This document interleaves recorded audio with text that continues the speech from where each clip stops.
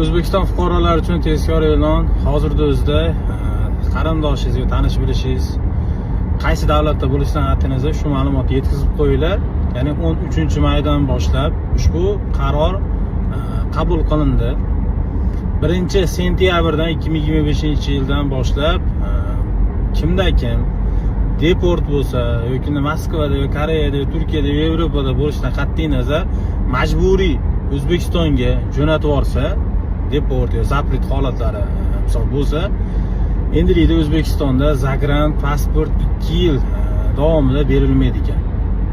Shuning uchun hozirda o'zida tanish bilishinglarga jo'natib qo'yinglar, imkon qadar harakat qilinglarki, dokumentalni yuringlar, shtobi deport bo'lish holatlari bo'lmaydi va qonunga обязательно rioya qilishinglarni so'rab qo'ygan bo'lardim.